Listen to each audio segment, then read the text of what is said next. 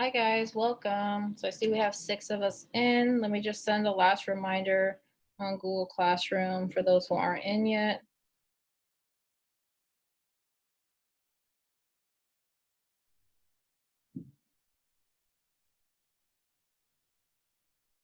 Okay, cool. Welcome. So today, our lesson is going to be revisiting the area between two curves. This was the lesson I believe that you all had last Thursday, video lesson. And then there was like a you try question that you all submitted on Google Classroom. So that's what we're going to be talking about today. And our assignment today is going to be basically just like it. So great. Welcome in, everybody. Again, as a bit of a reminder, the session will be recorded. Again, I'm going to be uploading this later for those who can't make it. Class norms, which we're always really good at, but just active listening, one mic, be kind. I definitely want us to participate as well, though, when I ask like a math question or something. And again, you don't have to be afraid to be wrong or nothing. You just want to participate. I'm going to start to, by the way, adding in our Zoom as credit. So if you're here, you're going to get your credit. If you participate, you'll get your credit. So use the chat to share ideas or ask questions. If you see this button here for reactions, provide feedback like nonverbal reactions if you see it. I haven't used that yet. You can raise your hand if you really want to audibly speak. Turn on mic if it's accidentally on and someone else is talking or you're trying to listen, and so forth. Let's quickly jump into our agenda. We have a quick check-in question. We're going to be looking at 2 of your work. I got 2 samples of your work. We're going to do similarities and differences activity. And then we're going to go over calculating the area between curves. And then we do have a Google Classroom assignment that's due at 11:59 p.m. tonight. So that's our current agenda. As a reminder, you always just want to look back at our virtual calendar. We're on Tuesday. I've been so far liking the Monday, Tuesday, Wednesday outline and having you guys Thursday and Friday off, both as a way to catch up on Thursday and Friday if you need to, or, you know, as a way to have like some off days to relax and focus on your other classes. My bad. The sharing got paused because my thing downloaded. Let me just reopen that. Sorry, guys. There we go. Okay. And then right here for Wednesday tomorrow, I've already linked up the AP exam practice problem. The AP exam, remember, it's coming up. It's in May. In our next meeting, I'll talk a little bit more about it as I get more information about how it's going to look like. But I put in some practice problems for tomorrow for you to practice on. Next off, let's go ahead and jump into our quick check-in, which is, what is your most used emoji during the quarantine? So you could like type out the emoji or try and see if it works, because a lot of people in my last class, like it would just show question mark. So go ahead and participate in this first check-in question. What is your most used emoji during the quarantine? I think mine's the laughing face one. I wouldn't know how to put it, but I'll just put laughing face.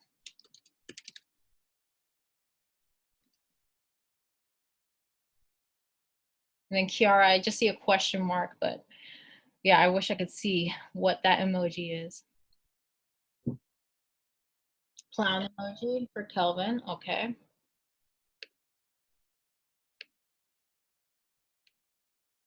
Okay, Elizabeth is that a sighing one? I think it's the sighing. Alexa's sleepy. Rafa's the think face. Betsy's the dead face. Okay.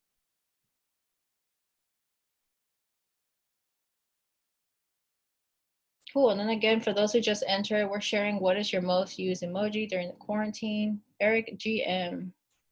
I don't know what that is, but General Motors. I don't know. Good morning. Oh, good morning, Eric. Good morning. Awesome. It's good to know. So yeah, mine's a laughing one. I like to try to laugh as much as I can during the time that we're just, you know, in quarantine, trying to find happiness during these times. But yeah, thank you all for sharing. Oh wait, there's one more. The 2 eyes that are looking left. Yeah, that one's a good one. All right, so for those who also just came in, I mentioned that our topic today is talking about last Thursday's task, which was finding the areas between two curves. The reason why I want to jump back into this is because for that assignment, I had the most variety of answers. That means I didn't like most of the answers were different. Like everybody had a different answer. So I want to just jump in and check in about that, like what's going on with the different answers, so that we just tie it up. But as a reminder, if you want to find the area between two curves, remember the steps is you subtract the larger or the taller function from the smaller function. And this was the formula that I gave you guys. But then there were steps. There was and there's a lot of steps. Um, for these, you had to first find where the two curves intersected. So the steps were find where the two functions intersect. And for that, you sometimes had to use like box method or something. B was to find which function's larger, like, and take that larger one and subtract it from the other. Then once you have that, you would take the integral and you do a bunch of math to calculate that integral. So that's the steps of finding the area between two curves. And visually, how does that look like? So in class, before this quarantine happened, we were used to finding the areas below one curve. Like what is the area under the x squared function? If you set up an integral and you like say from 0 to 1 of x squared and you calculate the integral, you'll find the area under the curve. Or you could also find the area under this curve. You could again use an integral, or you could have drawn a triangle and just calculated the area of that triangle, because for this specific one, it's a line and you can make a triangle under there. But in that new lesson that we had on Thursday, we were asked and tasked to find the area between, so basically shading in right here, this area, two curves. So that was what we were tasked to do last Thursday as a refreshment. Okay.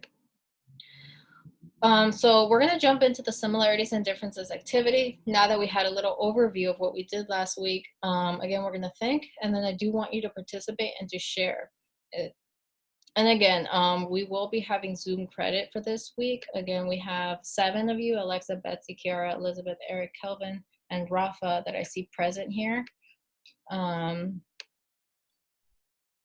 let me know if I'm missing somebody, but so far I see those. Okay.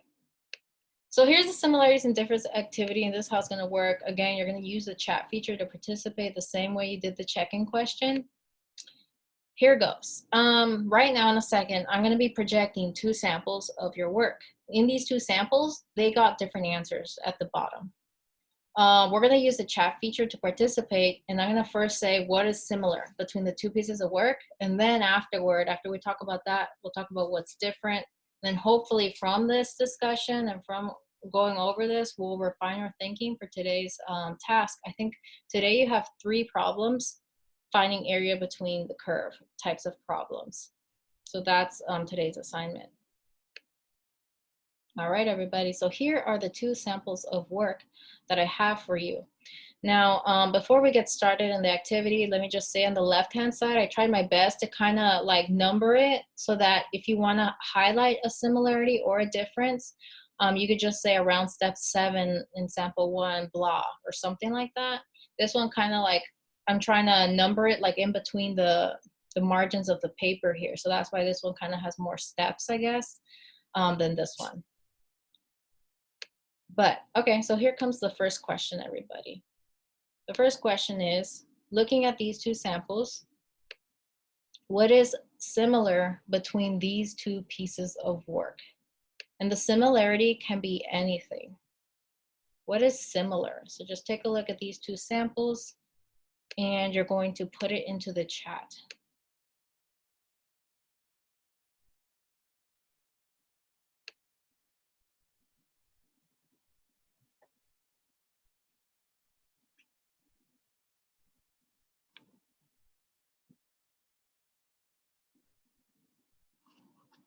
So Kiara says the x equals -3 is similar. I completely agree. I see the x equals -3 right here, and I see it right here. I agree. Rafa says the same x-intercepts. So both -3 and 1, -3 and 1. Great, I agree with that as a similarity, Rafa. Eric says both use the box method. I see that too. I see the box method in sample 1. I see the box method in sample 2. So Betsy says the first steps are the same. Yeah, huh? I see the first steps as the same. Like first they set the equal to each other. Then the 3 went over to this side as -3. Same thing happened on this side. I agree. They started off the same. And let's see, I think someone's trying to join. Saying, okay, cool. And again, for those who just joined, we're doing similarities and differences activity. We're taking a look at these 2 samples of work from last Thursday, and we're trying to see what is similar right now between these 2 pieces of work. And again, you want to make sure that you're using the chat feature to participate and to get some credit for your Zoom participation. And again, if you haven't participated, make sure that you jump in there and highlight what is similar. I know we're still on similar.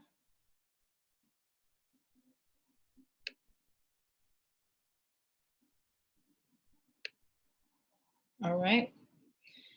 Cool. So I agree with all the stuff that you all found similar. Let's jump into now what's different. So like, okay, let me let you guys figure out the differences before I start talking about it. So what is different between these 2 pieces of work?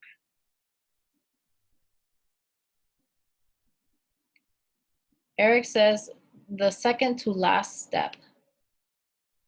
Like this part right here, 11/3 minus 9. And this one says 11/3 plus 27/3. So yeah, that does look different. Oh, you said one is minus and one is plus. Yeah. This right here is minus in that second to last step. And then right here it's plus. I see that as well. I wonder like where that's coming from in these pieces of work, right? Alexa says the setup with the fractions is different.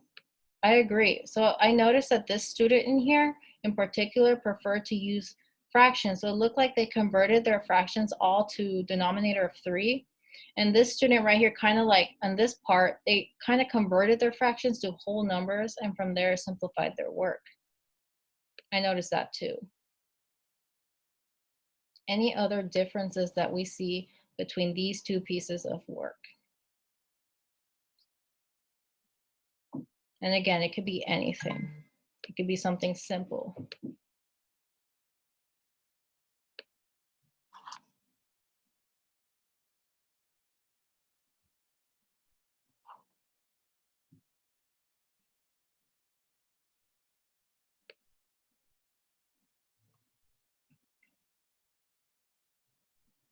Okay, so Elizabeth, you said one of them is -9 plus 9 plus 9.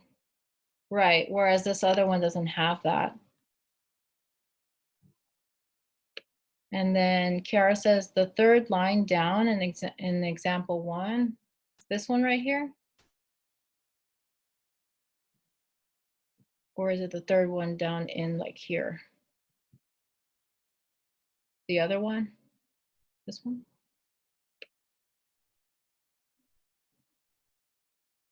Ah, okay, so this third step right here, Kiara. Okay.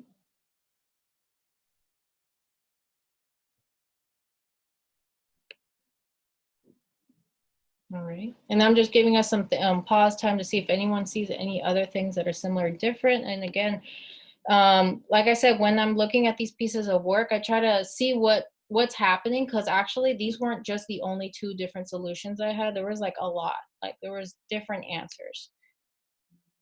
So are you guys ready to see what was the solution for this problem? Because I'm going to go ahead and go over the solution. Let's see. Let's go over the answer. And I think for this, I gotta jump to my PowerPoint. The reason for that, and by the way, if you guys didn't notice that I never use Google Slides for math.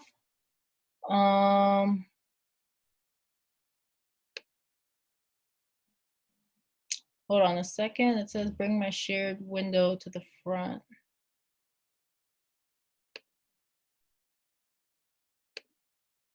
Let me just fix this 1 second. Give me a sec to fix my share.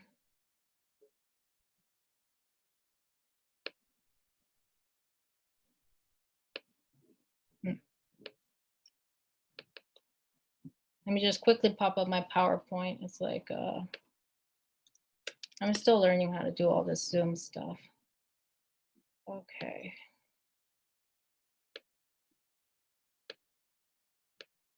I think I got it now. I hope you guys can see the PowerPoint that I pulled up.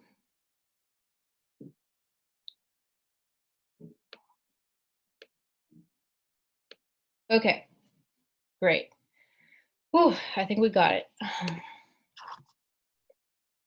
All right, so let's go ahead and jump into what the solution is for this problem. And here we go. So this was from last week. Again, going over this, I'm hoping can help us with today's assignment, because today you're going to be given 3 of these style of problems where you're finding the area between 2 functions. And again, the steps are going to be similar. So let's go over this. What is the answer? Let's see.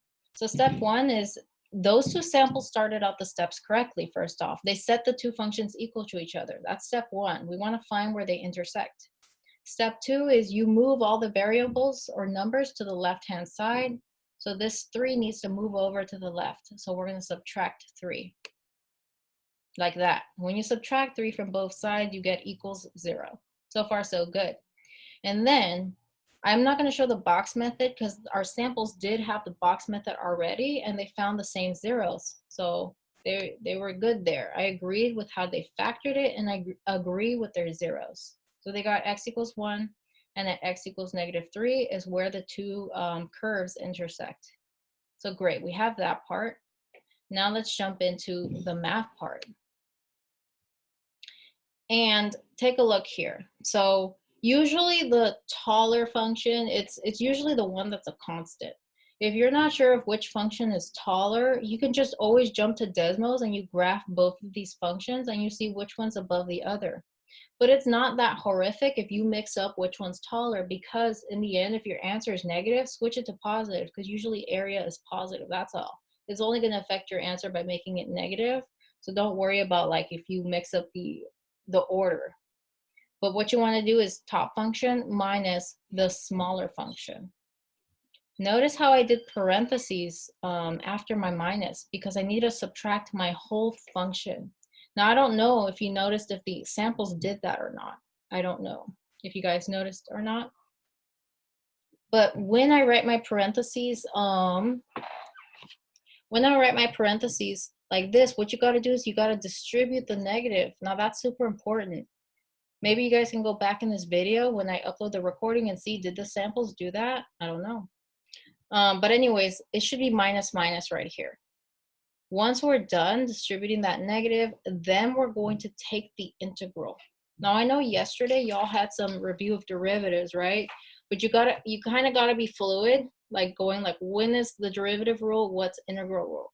Remember the integral rule, that's the one where it's 1 over n plus 1, x to the n plus 1. It's that rule. So that's what we're gonna do right now, taking the integral.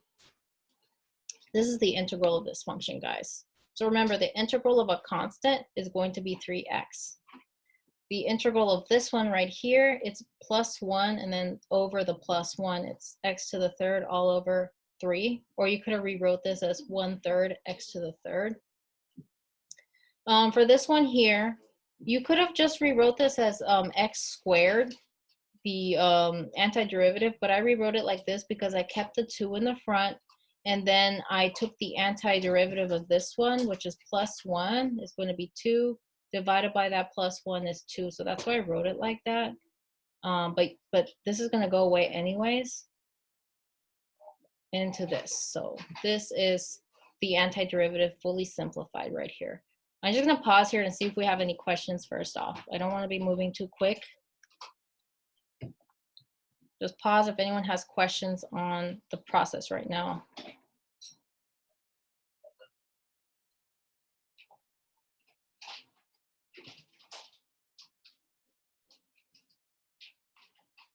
All right.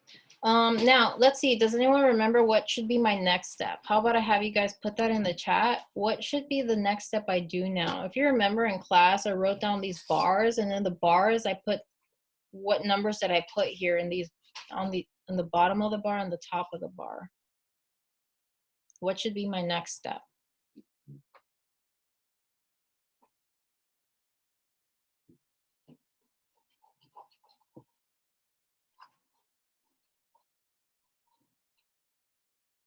The x values. That's correct, Eric. So If y'all remember this bar notation, I used it there to put down what the x values were. So down here would be -3, and up here would be 1. That's correct. When I wrote down those x values, do you remember what we had to do is we plugged in the top number first, minus, and then you plug in that bottom number like this. That is your next step. Once you put those numbers on the bar right there, those x values, you plug them in. It's always plug in the top value first, subtract, plug in the bottom. Now for this one, I'm not surprised, right, that we had different answers. And the reason for that is because look at all these minus signs. It's a lot of algebra and simplification that's going to happen right now to figure out the answer. And what I usually did when we come into solving this problem is I try to simplify this part, then I simplify this part, then I ultimately subtract them. So let's go ahead and do that. So my next thing I did is 3 times 1 is 3. 1 to the third power is just 1, and then divided by 3, minus 1 squared is just 1. It looks like I did what that first sample did, huh? I converted all my, over here, I converted it all to the nines. So I see this similar to that first sample that we looked at. So I got 3 times -3, that's -9. And then right here, -3 to the third power, so -3 times -3 times -3, that's -27.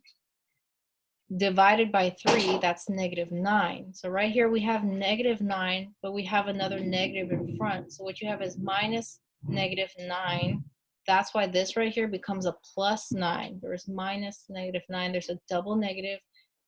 This right here becomes a plus, basically, right here. And then at this point, we have -3 squared. -3 squared is +9, but you're still subtracting it, so you still have -9 right there. Let me know if anyone has any questions on right now, how did I simplify from this step to this step? If no one has any questions, I'll move on to the next part.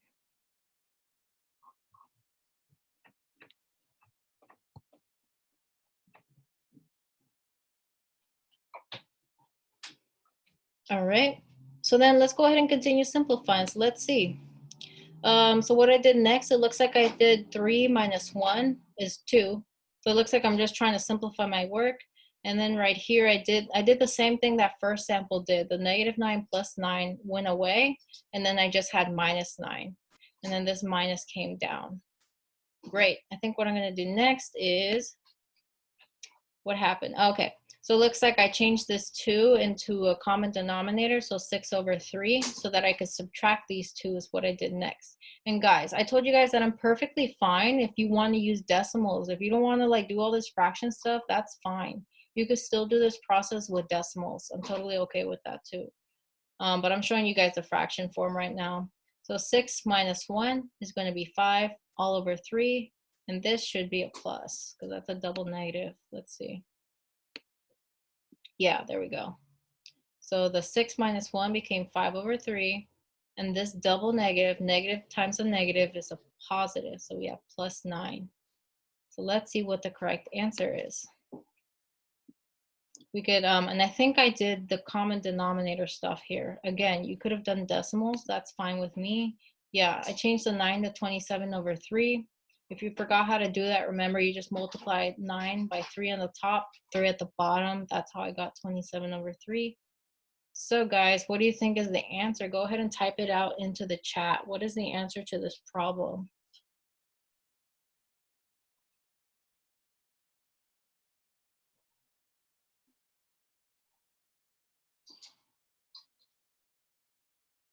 (32/3). Alexa and Eric, Kelvin says 32/3. Great, and again, you want to make sure that you put it in there so that great, Rafa's agreement. So that I know that you're following along and you're understanding the why and how do we get 32/3. So maybe I could look back at the samples and see what ended up happening. My first thing is I'm probably going to check, did the samples distribute this minus? That was a super important step that I'm going to check out right now. So let's take a look. Let me just get out of this. So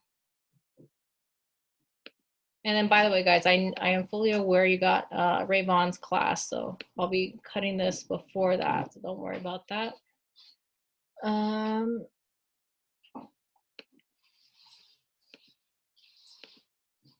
Sorry, guys, gotta reshare it. There we go. All right, so here's our last thing. Again, you guys have your assignment that's due at midnight tonight. So right now what we're doing is we're looking back at these samples and we're trying to see what ended up happening. So yeah, I think it looks like, if I look at the setup of the integral, it looks like that both of these samples did not put parentheses when they subtracted the 3 from the function itself. So notice because of that, they weren't able to distribute that negative. So ultimately, both of these answers are incorrect. And because of that slight little mistake there, and it's just a little misconception, right? When I look at this work, I see that both of these students understand the concept and the process, like that's there. The part that's just missing is just an algebraic mistake from that. Well, let me know if you guys have any questions. Again, our assignment is due at 11:59 p.m. But yeah, let me know, text me and remind. I'll be going ahead and ending this meeting so y'all can get to Miss Ray Vaughn's class. I'll see you guys. Bye. I miss you guys.